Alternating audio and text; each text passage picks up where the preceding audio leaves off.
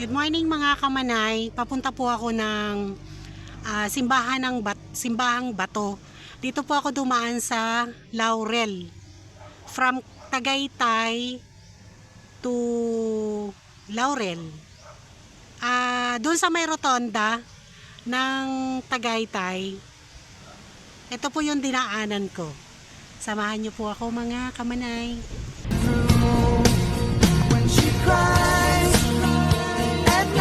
Ang ganda nandun na galing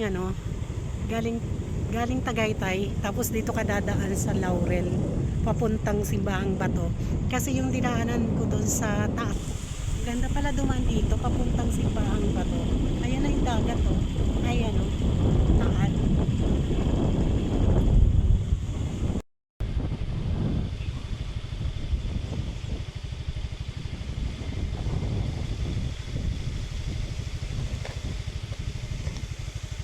Hindi ko alam kung kita dito sa cellphone ko. Yung Taal, kitang-kita ko na siya. Nalalapitan ko na siya, oh, pero hindi ko alam kung kita sa cellphone ko. Hindi ko naman siya pwedeng i-zoom kasi hindi kagandahan ang aking features. Ay, eto pala! May malapitan! Eto, makikita ko talaga ang bunganga ng Taal. Eto pala siya, oh my goodness! Eto siya, oh, kitang-kita mo siya. Oh. Ay, grabe, oh. Makikita mo talaga siya, oh. Marami, ayan nga talaga, oh. Marami talagang tawag dyan, yung mga fish cage. Ayan. Paano kaya bumaba doon banda? Yun doon ka talaga sa tabing tubig. Ayun, ganda. Kitang-kita ko na ang Taal. Oh my goodness.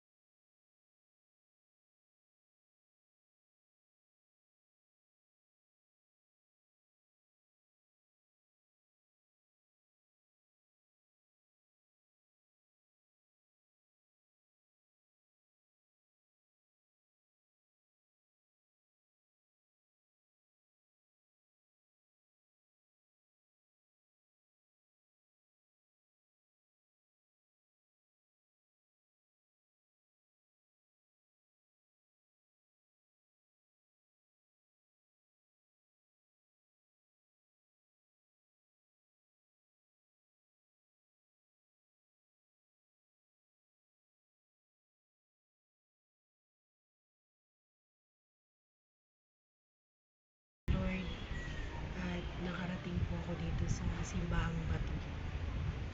Hindi ko akalaing makakarating ako dito.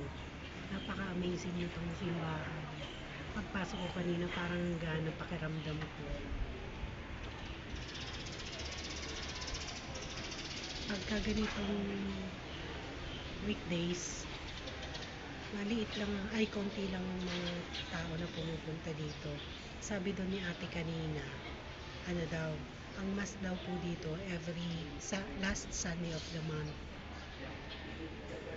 Grabe daw ang tao dito, napaka-traffic pag araw ng merong mas. Kaya salamat na nakarating ako dito.